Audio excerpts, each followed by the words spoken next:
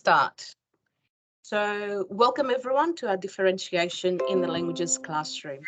My name is Evia Kiriakou and I am the Languages Advisor with the Languages and Culture team at the New South Wales Department of Education. Today, I will be presenting together with Elizabeth Robertson, our coordinator. We will share a recording of this session and the slide deck after the meeting, so you can just relax. You don't need to take notes.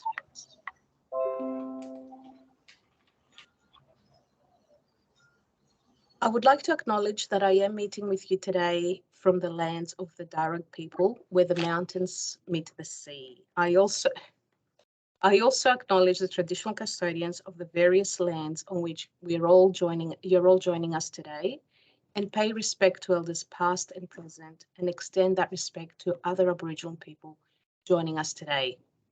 I usually present from Wollongong, which is the picture that you can see on your screens.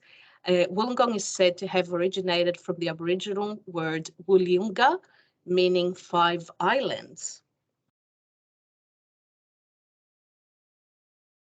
Today's presentation addresses Standard 1, specifically 1.5.2, in which teachers develop teaching activities that incorporate differentiated strategies to meet the specific learning needs of students across the full range of abilities. Differentiation is a philosophy of teaching and learning, which recognizes that each learner is unique.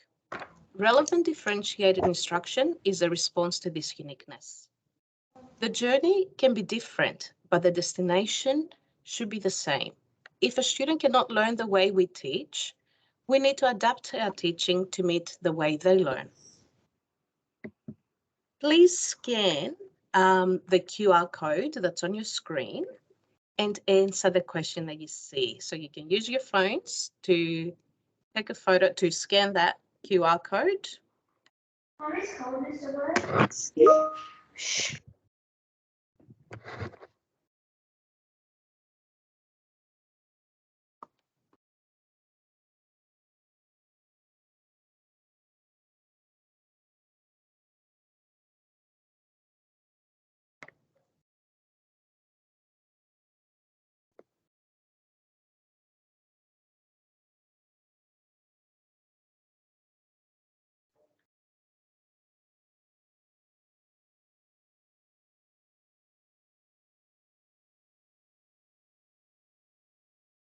Just wait for a few more answers and then I will share the responses on Menti.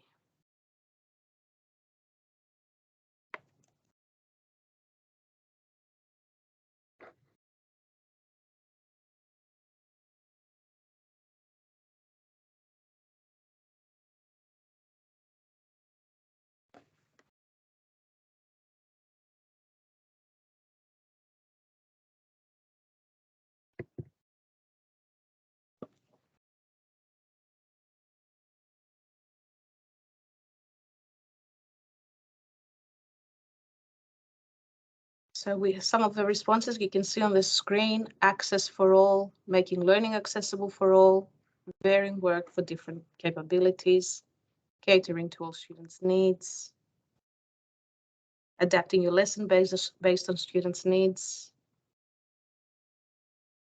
adjusting work to support students. So we can see the message is loud and clear: catering for all learners, being inclusive, adjusting content or tasks.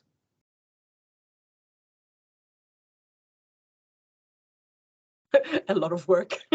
Well, we're going to show you today that it's not exactly that much, so much work.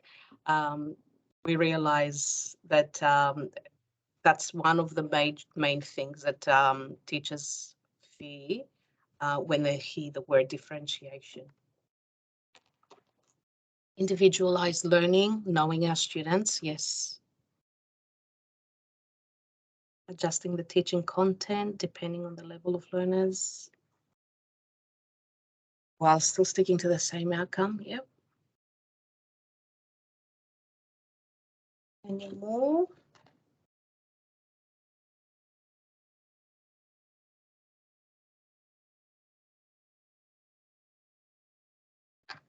I think this is it, 27 responses. Okay. Elizabeth, would you like to continue sharing?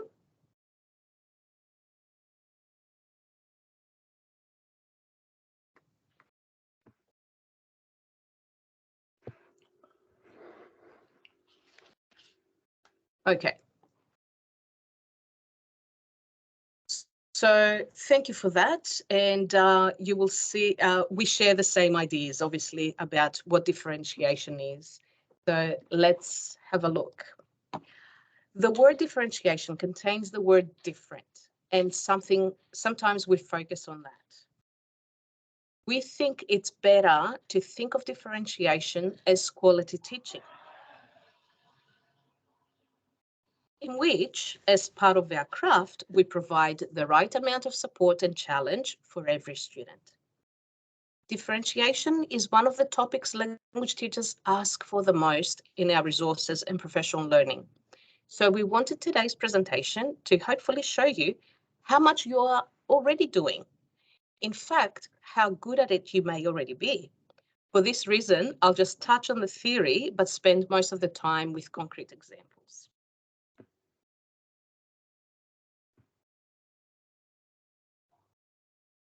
I'll give you a second to have a look at the cartoon.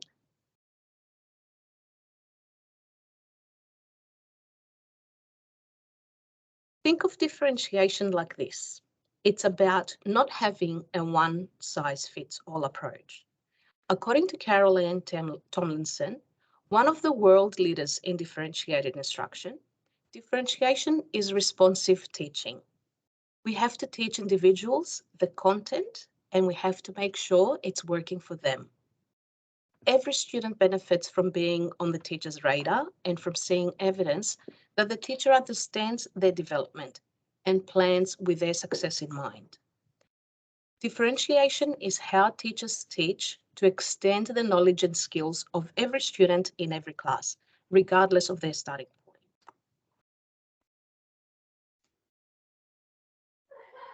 point. Today, pardon me, today we're going to look at differentiating through a new lens and then unpack the underpinning principles in more detail.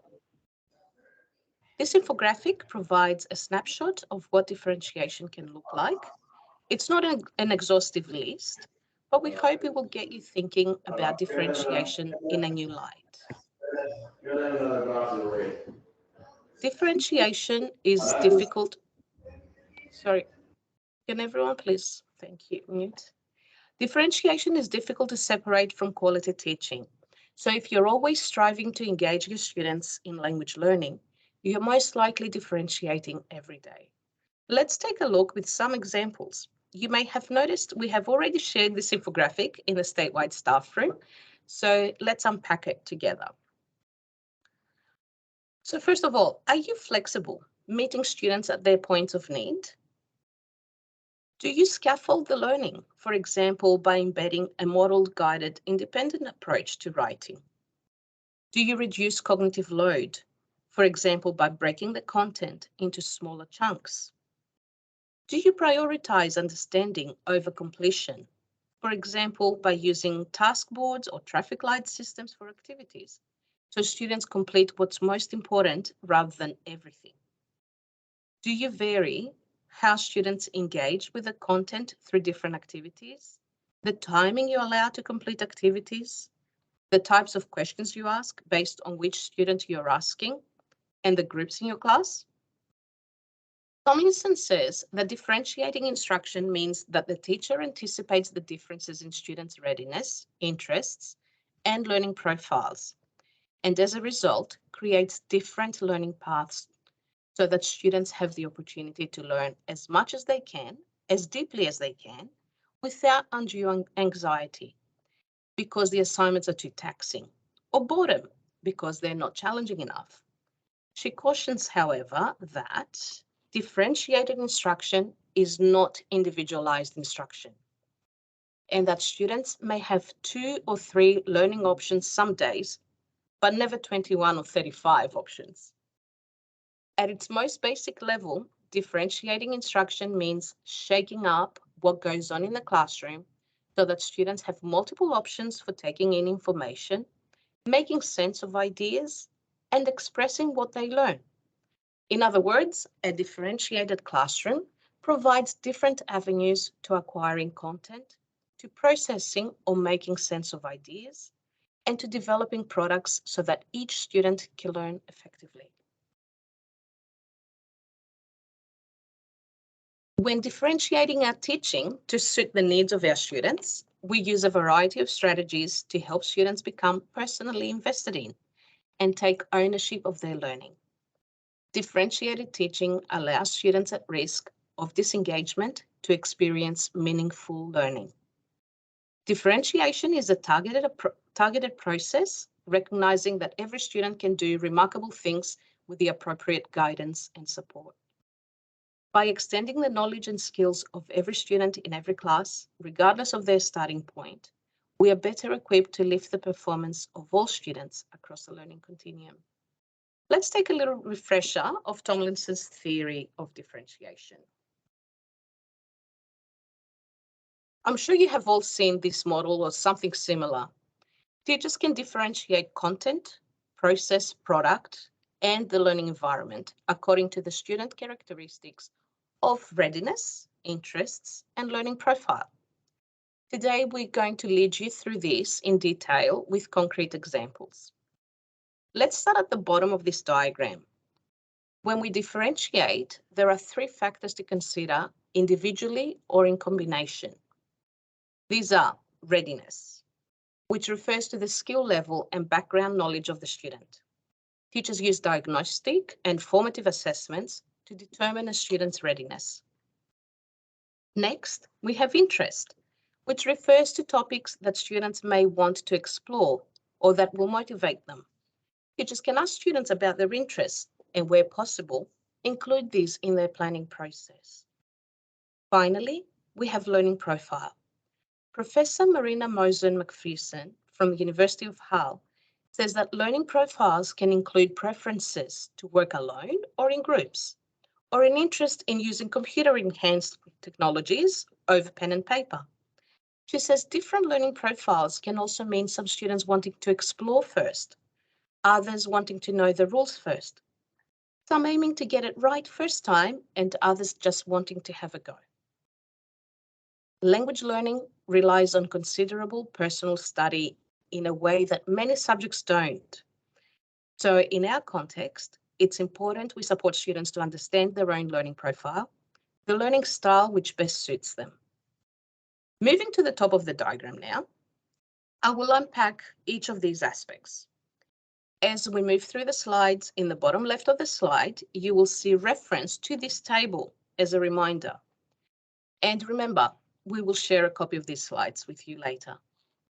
If students learn at different rates and in different ways, how do we do that and keep it manageable? Let's take a look at differentiation in practice so you can see what I mean.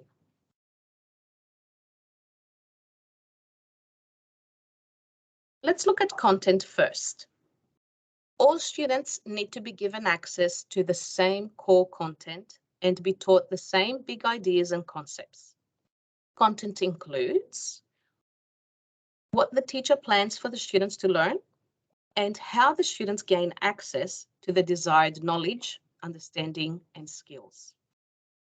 In each unit you teach, you need to identify what is core content for all students. Ask yourself, what is essential for all students to know, understand, and do? We cannot really change core content once we identify it. The only time we will be teaching different content is when we have students following the life skills outcomes and content due to a significant intellectual disability. What we can differentiate, though, is this: how students access the core content. Core content can be identified through assessment and the related marking guidelines. Here is our final assessment of learning task for Stage 4 Italian. I'll just give you a moment to read it.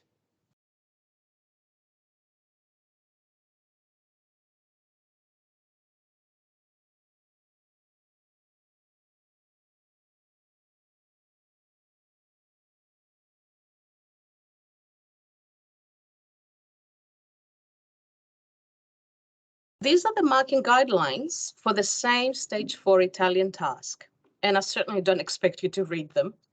But if you could read it, you would see that students are expected to know and understand the following: how to order food, how to express likes, dislikes, and preferences, correct intonation and pronunciation when speaking, present tense verbs for me and you, adverbs including to and very, adjectives to describe food, agreement of adjectives, correct gender, and articles.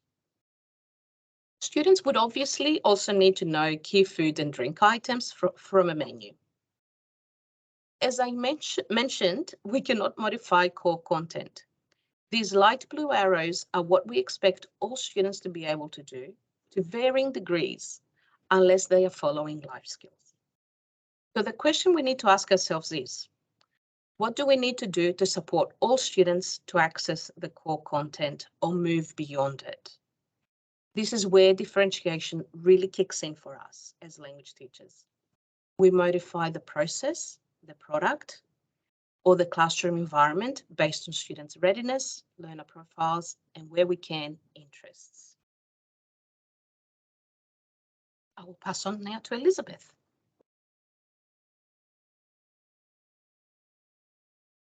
Thanks, Evia. So let's start with process, which is how students acquire learning. Process can be thought of as the learning experiences that are designed to help students make sense of, understand, and use the content. When you adjust the process of a lesson, you're changing the methods you use to teach and also how you expect students to learn.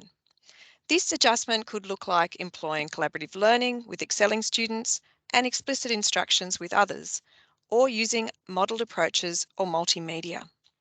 Adjusting the process allows you to construct a lesson that supports individual learners to meet their learning outcomes in a way that suits their specific needs. Let's go back to the Italian unit and look at food and drink items. Students are going to listen to a short dialogue in your class, in your Italian class, in which two people are ordering food at a restaurant. So how can we differentiate this activity without spending too much time on preparation? How can we differentiate students' access to the required content of the final task? So here are some ideas that we came up with. We might give the dialogue to some students as a closed passage, which they complete as they listen to the dialogue. For other students, we might also provide a list of the missing words. Some students might do the activity without the passage in front of them and just listen for key food and drink items without support. Others may put the words in order as they appear in the text. You may ask some students to identify each item and then write a sentence to say if they like that food or drink or not. We could also pair students and ask them to list the items together. Or students could access the text on their own at their own pace, pausing when necessary to the listening. All of these 7 options happen with the same resource, the listening text and the worksheet, whether it's a paper copy or digital. We can see that these are all activities teachers do all the time. Differentiating is the process of what we do in the classroom often, sometimes even without thinking about it. Even if all your students are working on the same activity, you already differentiate the process as you walk around the room, providing more guidance to some of your students and less guidance to others. These activities support the actions on the infographic, the 7 I just referred to. So you're being flexible. You're scaffolding for students who need it, for example, when you provide the closed passage with the words. You're reducing the cognitive load, and you're varying the activities and or the groupings. But what about prioritising understanding over completion? We haven't addressed that yet. A great way to do this is to provide choice. You can do this through colour coding the activities you provide. For example, a red activity could identify core content, and you would expect all students who are not following life skills outcomes to complete these activities. These same students can then choose a selected number of activities marked blue based on their interests and/or their readiness. And purple activities can be for any student keen to go straight to the challenging stuff, skipping over the red and the blue activities. This does require planning in advance so that you are ensuring all students have developed the skills required in your unit of work. You may need to negotiate with some of your students to ensure they're making the right decisions for themselves, or you could even make the decision for them. If a student jumps straight to purple and then doesn't demonstrate mastery, you can decide or negotiate what they need to do to support them. This approach supports differentiation of process, which is how the students acquire their learning, product, which is how they demonstrate their learning, and the learning environment. And just a reminder that down the bottom of each slide, we have included how we are differentiating each time. Students could also listen to music as they work, or work with a friend, or of course, you're also providing choices which allow scope for student readiness, interests, and learner profiles. Another option for providing choice is task boards. The one on the screen is from our Stage 5 Japanese unit of work on travel. There are 12 activity options for students. The 5 that you can see in blue are to be completed by all students, and those in white are optional. Students are given 2 weeks in class to complete their work, and as the teacher, you would then tailor your support as required over those 2 weeks, working with individual or small groups of students. So here are 2 of the mandatory activities, just so you can read them. Just give you a moment to read them.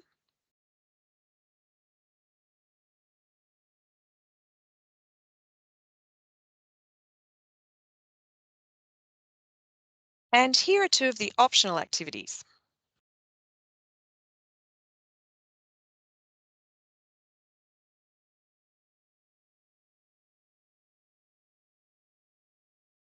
As you can see, some activities are completed as a class, some in pairs, others in small groups, and some individually. But you could differentiate that further by varying that. For example, students may want to work in a pair rather than individually. When we differentiate the process, it's important to remember that students still have the same destination.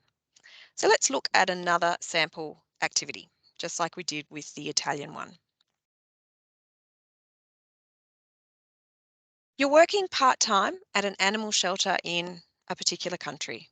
To attract more people to adopt a pet, capture images of the animals and caption them with sentences in the language for the shelter's website. We can support all students to access this task through a range of ways using the station rotation model. Some students could be working on developing their vocabulary on Quizlet or Language Perfect, while others could be brainstorming what to include on the website. A group of students could be working with the teacher practicing with sentence builders. And for your students who need less support, they could research one additional and unusual animal to include, providing a description and caption which moves beyond the core content. The whole class continues to work towards the same task and the same outcomes and the same core content, but at a different pace while practicing a different skill at each station. If you're using an approach like this, you're also differentiating the process based on the time you're allocating to the learning. These differentiation examples are based on student readiness, based on both the language and also the text type, which in this case is a website. Thinking of the same task, the animal website, when we provide a model for students and unpack it with them, we're also differentiating. By leading students through this activity, the following differentiation happens. Okay, so we're going to look at the model of what a good one looks like, WAGOL. Capable students like to be shown an impressive sample. Many of them would like to discuss why it's a good example. Others may want to develop the success criteria, what a good one looks like. Some students may do 1, 2, or 3 of those options in blue. Students who need support can be provided with a writing scaffold, which unpacks the success criteria for them. Students can then use this as a checklist. Questioning as you work through the sample allows you to see where students are at. For example, what form of the verb have I used here? Or why have I used this heading? Or what's another adjective we could use here? Or do you think an image would be helpful at this point? Or could we start the sentence another way? Next, students collaboratively write a model. Once again, you could work with students who need more support, and other students could work independently or in small groups, writing and then seeking feedback from a classmate. If all these options support students and are no extra work for us as the teacher, then it's a low fuss way to differentiate. Central to differentiating the process based on student readiness is formative assessment. Formative assessment is called The Lifeblood of Differentiation by Carol Ann Tomlinson. Formative assessment is frequently thought of as a quiz or a test. However, anything that gives you insight into where your students are emotionally and academically and enables you to plan instruction is formative assessment. So we've explored core content, and we've explored process, and we've also touched a little bit on product when we looked at the colour coding and the task board strategies. So now let's look at differentiating the product in a little more detail. Product refers to how students showcase their learning, how they demonstrate their knowledge, understanding, and skills. When you adjust the product of a lesson, you are changing the specific success criteria for students to demonstrate what they've learned. For example, with colour coding, students complete different activities. In other words, they're completing different products. Students can also differentiate the product of a lesson by asking some students to teach another student how to complete the object of a lesson. When varying the product for formal, summative assessment, however, it's important that our assessments remain valid by assessing the same outcomes with comparable evidence of success and achievement. So let's take a look, and we'll go back to our Stage 5 Japanese unit on travel again. I'm just going to give you a moment to read the task before I show you the ways that it can be differentiated to still be valid. Just give you a moment to read it.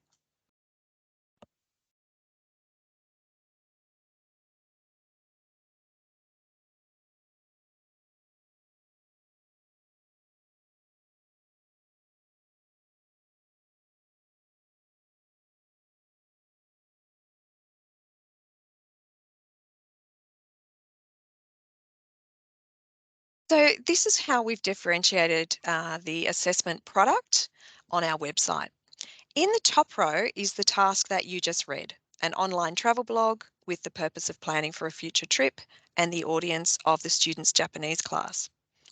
In rows 2, 3 and 4 are different options students can choose from. I'll just give you a moment to read those.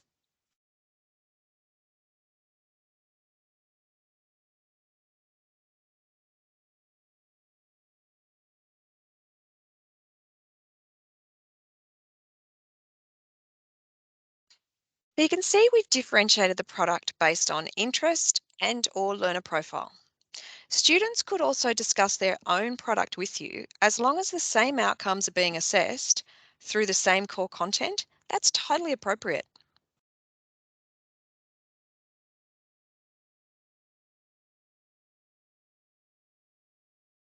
Before we move on to differentiating the environment, we're going to complete an activity in breakout rooms. And we'd like you to consider this task and do one of two things. Groups with odd numbers, and you'll see your room number at the top of your screen in the breakout room. So make a note of it. So if you're group 1, 3, 5, and so on, you're going to look at a typical activity which students would do as part of the unit related to this final task. The activity you're going to differentiate is to locate on a map places around town. And then we would like you to differentiate based on process, or how students would access that content based on their readiness. Like we did with the Italian Stage 4 assessment task on food and the listening activity to identify the food and drink items. So odd numbers are doing what we did with the Italian task, but you're doing it now with a map activity. Groups with even numbers, 2, 4, 6, so on, are going to provide a range of product options differentiated based on interests and/or learner profiles, but making sure assessment remains valid by assessing the same outcomes and the same core content, like we just saw with the Stage 5 Japanese travel task. So we've actually given you a model of how to do each of these activities. When you go into your rooms, the first thing we'd like you to do is note if you're odd or even, and you'll also need to appoint someone to lead the discussion. Okay, we will add your activity to your chat and let you know when time is up. So we'll break into activity, breakout rooms now, where that's the whole group back. And if everyone can just mute again, and we'll keep moving. Now, we're not going to ask each group to report back because we simply don't have time. What we are going to do for the purpose of the recording is to summarize some of the ideas that we had. So you're very welcome to share your ideas in the chat while I share some of ours. So here's the sample activity. Using a map, write 5 sentences to explain where places are located in relation to other places. This is for odd numbers. So how could we differentiate the process according to student readiness? We could, once again, give students a closed passage to complete. We could provide 5 sentences as true or false options. Students could work in pairs, taking into consideration the makeup of each pair, for example, students with a similar ability working together. Some students could provide more detail in their sentences, practicing conjunctions such as the bank is next to the cafe and opposite the school. You could have a scaffold, such as a sentence builder, or in pairs they could complete a barrier activity where one student is asking questions and the other one gives directions on how to get there.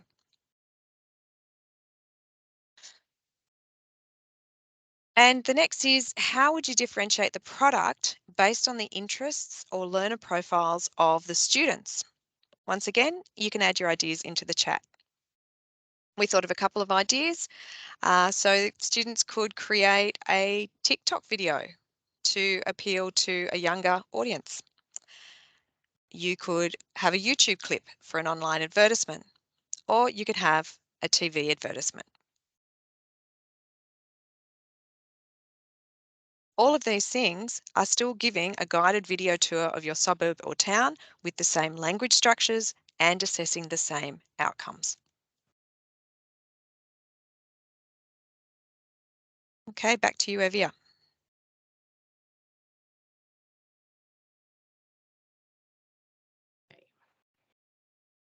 So we're going to look now at differentiating the learning environment.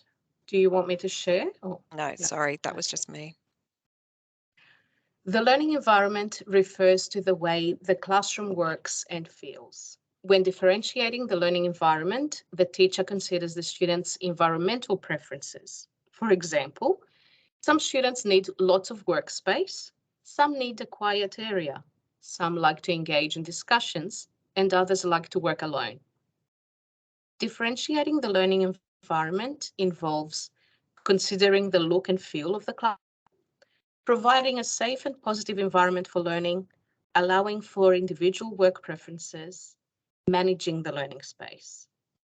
Effectively differentiated classrooms include purposeful student movement and sometimes purposeful student talking, but they're not disorderly or undisciplined, as some other teachers think when they go past the languages classroom. On the contrary, orderly flexibility is a defining feature of differentiated classrooms and of any classroom that prioritizes student thinking. In a differentiated classroom, the goal is to have students work consistently with a wide variety of peers and with tasks thoughtfully designed not only to draw on the strengths of all members of a group, but also to support those students, support up those students' areas of need. Just a reminder of one of our first slides. Differentiation is providing the right amount of support and challenge for every student.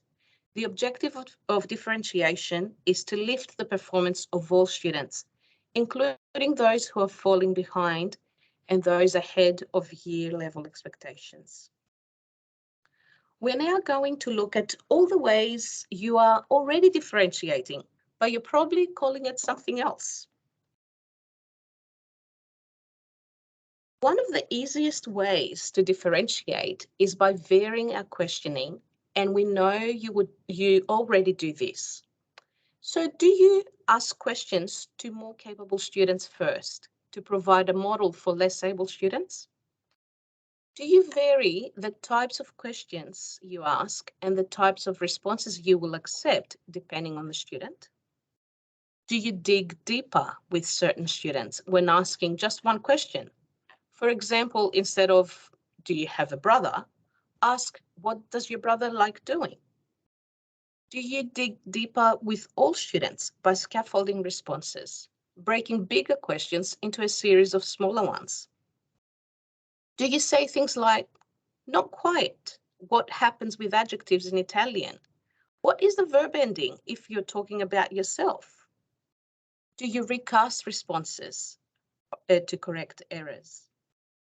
Do you provide prior notice to students who need it? Some students struggle with cold calling. Assure these students that you will either ask them, always ask other students first. You can even tell them the names of one or two students that you will ask just before them to prepare them, or only ask them to answer if you've seen their response first. Point out one of their good responses and tell them that's the one you will ask them to share with the class. Do you also highlight key information by summarizing what has been said and highlighting key points for students, allowing them time to take notes?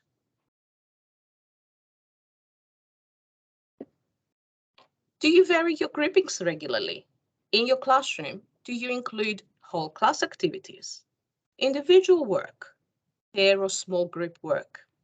For individuals or small groups, do you vary the level of support you provide depending on student ability? And when you group students, do you group them in like ability so you can provide tailored support to each group?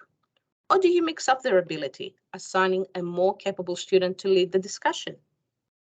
I am confident that you are doing all of these things already. The use of flexible groupings accommodates students who are strong in some areas and weaker in others. In each instance, when making use of student groupings, careful consideration should be given to how or when to use mixed ability groups, for example, to foster peer learning, peer teaching, modeling, and so on, and same ability groups to hone in on an identified need. You may also differentiate through using student learning journals. Student learning journals support students to plan, set goals, and write reflections, helping the development of their language skills. They are also a tool for students to give themselves feedback, to share their learning journey with their teacher, and to identify areas that they need to work on. They are an excellent opportunity for formative assessment. The URL on the slide will take you to our support where you can learn more about them. Feedback is another way we differentiate every lesson without even thinking about it. The secret is being explicit.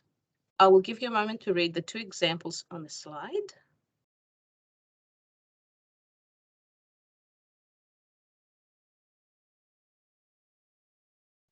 Effective feedback is goal-oriented, linked to the learning intentions and success criteria.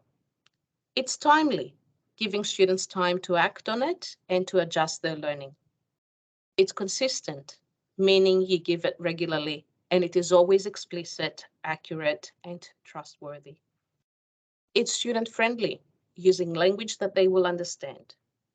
It's task-focused, focusing on what they're doing well and what they could improve on.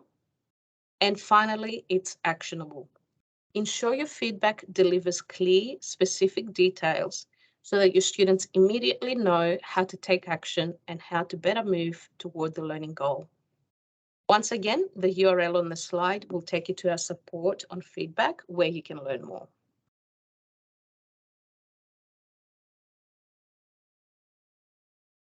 Elizabeth. So where to next? Build a strong class culture. Students understand why some students are doing things a little differently. Get to know your students very well, their strengths, their interests, their challenges, and their readiness levels. And formative assessment is key. Make sure you're providing opportunities for regular formative assessment. Be flexible in your thinking, keep your minds and ears open. There is no recipe or magic wand. You'll have amazing successes and probably some failures. Plan for success and then ask yourself, what am I aiming for and what could go wrong? Pace yourself. Start with one class or one group or even just one activity at a time and build from there. Be reflective. Take what we call a balcony view of what's happening, a clear sense of what's going well and where work is still needed. And don't be afraid to debrief and recap with students and all grow together. If you would like to learn more, here are two great sites to explore. The top URL will take you to the department's differentiation adjustment tool, which we explored at our statewide staff meeting on supporting high potential and gifted students in languages. And the bottom URL is one that we based today's presentation on if you'd like to learn more about any of the aspects that we have explored today. These are today's key takeaways. Differentiation requires regular formative assessment opportunities. It is a combination of strategies rather than standalone strategies. It's providing the right amount of support and challenge for every student, not just those who are struggling or those who are high potential and gifted. It places students at the centre of the learning, allowing them more choice about how they access your core content. And it doesn't require us to throw out everything we've learned about teaching, but we may need to make some tweaks. Before we finish up, just a reminder to download and print our infographic for your desk if you feel you need a reminder of things to keep in mind. And also if you need reminding of how fabulous you already are at differentiating. I'm just going to leave you with this last thought.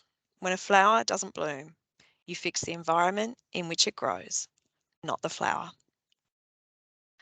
I'm now going to stop recording, so feel free to put your hand up or type in the chat for any questions you will have. So we'll end the recording